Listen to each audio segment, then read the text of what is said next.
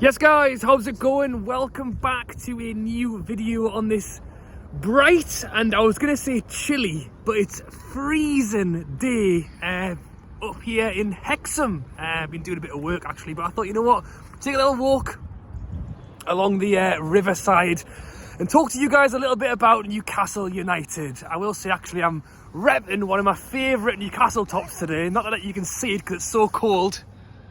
And I will give a bit of a self-plug as well. If you don't already follow me on Instagram, go and check it out. I'm doing a Toon Top Challenge at the moment, where since the start of the year, I've been wearing a different Newcastle United shirt. We'll see how long we can keep it going for. It's now day 18, so there'll be a video a day with this very top, so you've got a bit of a behind the scenes there, but I'm carrying it on every day. So go and take a look at my Instagram, and TikTok as well. If you follow TikTok, go and check that out. But as I say, it's been an interesting one for Newcastle over the last few weeks. With this Christmas break, a chance for Newcastle to not have a game this weekend and try and get some players back fit. We've spent a lot of the start of the season, and I think everyone's pretty fed up of it at this point, talking about injuries, talking about fatigue. I mean, I was listening to Eddie Howe talk earlier. I've been listening to Darren Eales talk over the last few days, and a lot of the talk is, you know, now that we're not in Europe and it is a game a week, can Newcastle make a late push to try and grab some European football? I think that's pretty much a lot of what the rest of this season is about, and, you know, top four would be great. And I've heard some people saying they're not, you know what, we've had Champions League now. I'm not too sure on Conference League, Europa League. Would a chance to not be in Europe be a good time to really bolster the side, really concentrate on the Prem, try and get back up there rather than trying to do the Thursday, Sunday thing that we've often seen many teams falter with?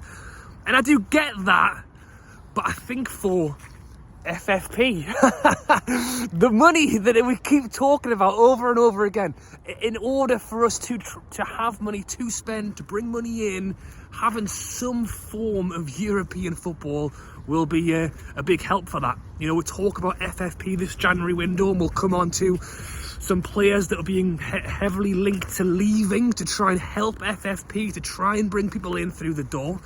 You know, had we have still been in the Champions League right now, had we have finished third and progressed in some way in the Europa League, would that have allowed us to loosen the purse strings maybe slightly? I was going to say a little bit more. Well, we actually haven't loosened them very much at all, have we? That's the whole conversation right now.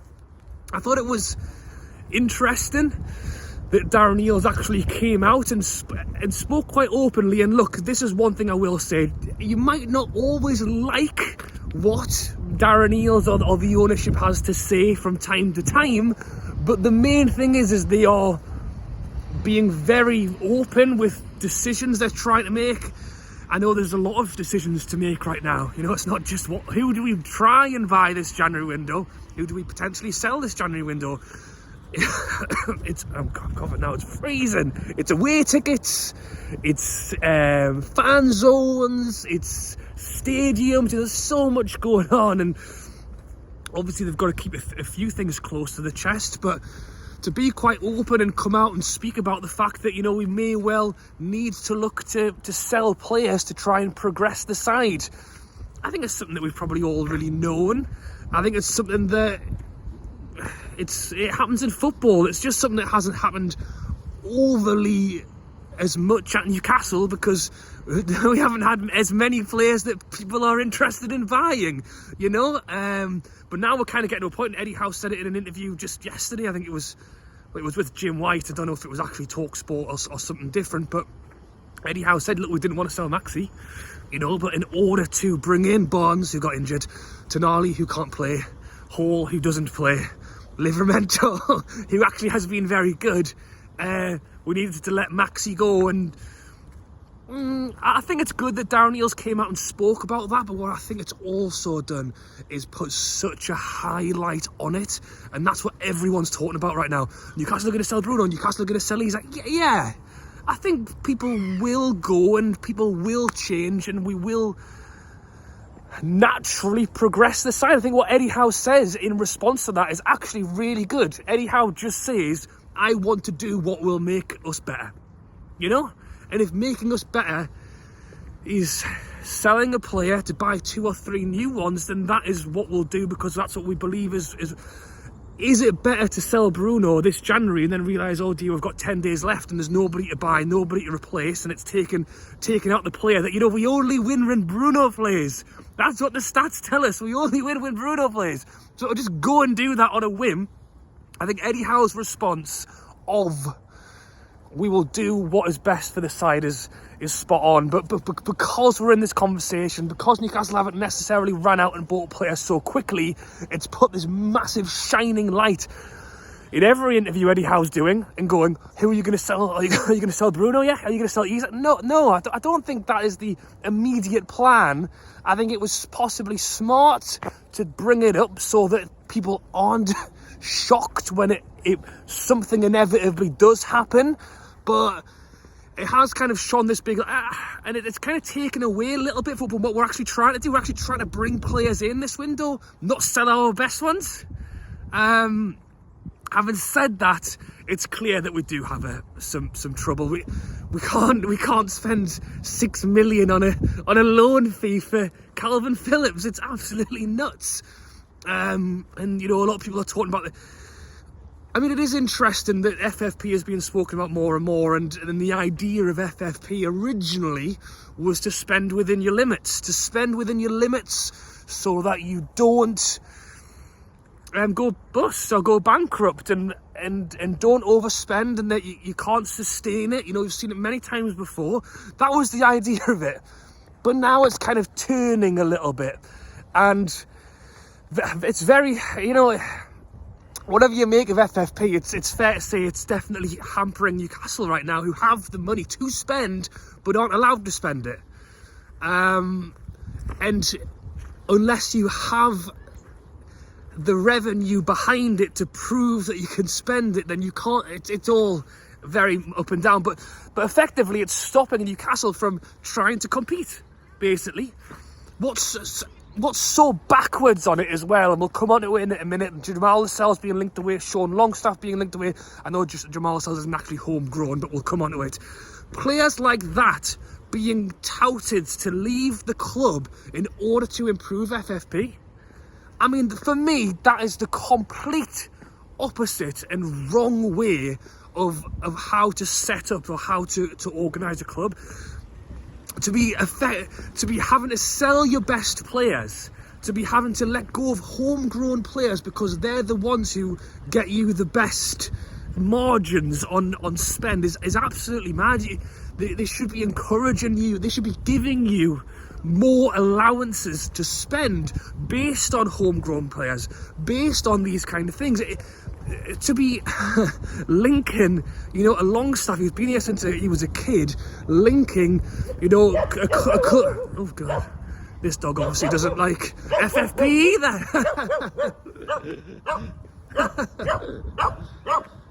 He's got a red and white coat on. He might be a Sunderland fan. To be linking these kind of players is the total opposite of what should be happening. And you know, for us to have the richest owners in the world and not be allowed to spend 6 million on a Calvin Phillips, and look, I think the big one as well now, which is I think why it's really pushing it, because I think for me, the purchasing of new players has been important this January to try and push for those European spots. But now to hear that Joe Linton is out for the rest of the season effectively really just shows that we have to go and do something. Centre mid was a section of the pitch we had to strengthen anyway, and to now have, well, effectively 3 senior midfielders, if you want to include Miley. You know, Anderson's out, Willock was posting photos of him trying to get back to fitness, which would be massive.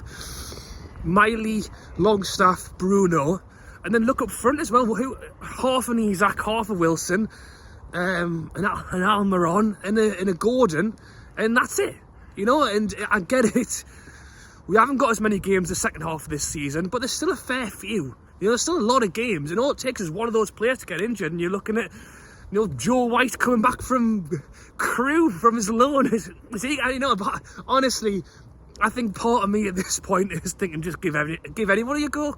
Get some of these young lads in. Let's see what they've got. But as I say, the thing that's really starting to point at us now is, what are we going to do? What can we do with a week and a half left to go? Yeah, less than that. 12 days. Less than 2 weeks, a week and a half, I was right. What are we going to do to actually make something happen? How can we generate enough to get £7 million for Calvin Phillips? Well, I reckon that Javier Manquillo's on his way out the door. The Athletic are reporting that the man who, to be honest, we haven't seen play in a hell of a long time is actually going to go join Rafa Benitez. So big up to him over there. And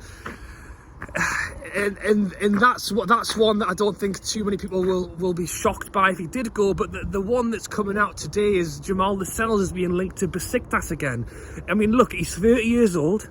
His contract runs out in the summer. Is it the perfect time to try and grab some money for Lascelles before he goes? Or has he, in fairness to Lascelles, he had one of the best seasons he's had in a long time? And look, I don't think Lascelles will ever be, as we progress forward, maybe the number one. Probably not the number one right now if Botman and Shaw are both fit, but you cannot say that Lascelles hasn't given his heart and soul to this club and he hasn't put in a great effort. If you're telling me that, you know, Shaw's getting an extension, I would be extremely shocked if they let Lascelles go this January window.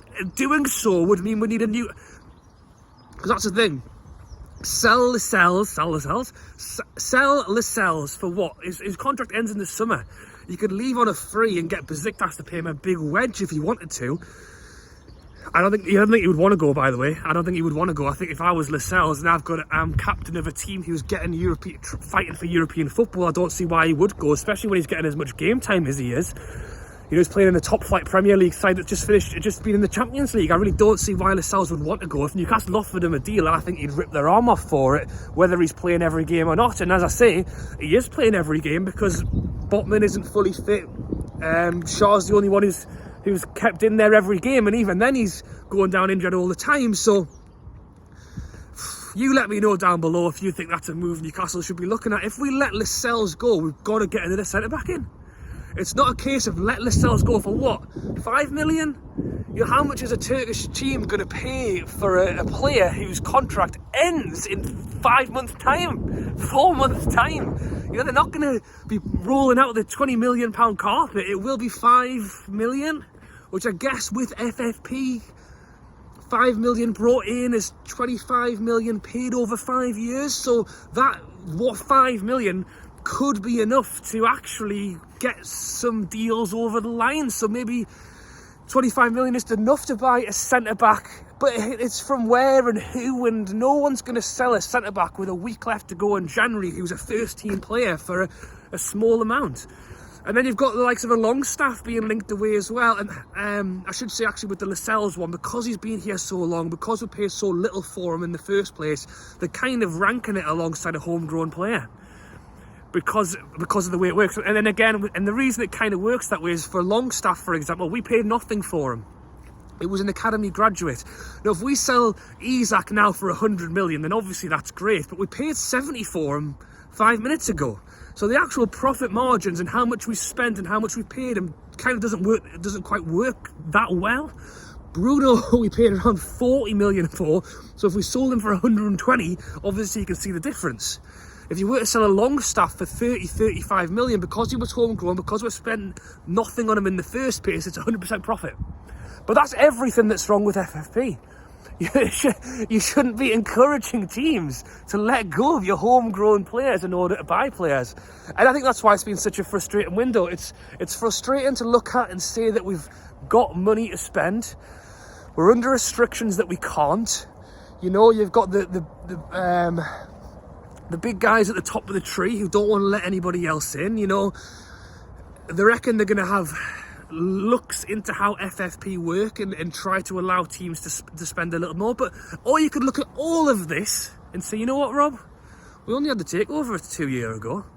You know, we'll get there. You know, we've rushed it a little bit, of anything. You know, all of a sudden we're in Champions League. You know, no one expected that to happen after a year.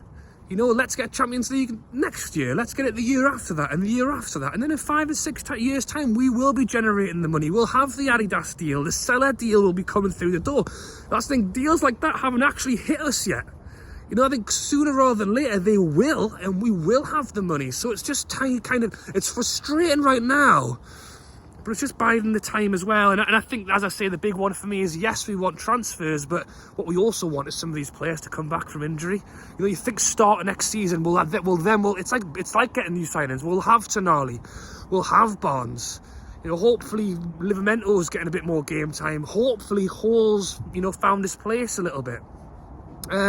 So yeah, there you go. Hope you guys have enjoyed this scenic walk with me today.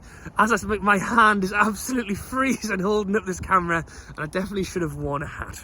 But let me know your thoughts down below on this quiet week for Newcastle United. Let me know what you're up to, and let me know your thoughts on what you think's going on. Do you think there is room for us to do something this window? Do you partly feel like, you know what, we've got enough in the tank to try and fight for Europe if we didn't bring anybody in? Or do you think we have to bring someone in to get it done?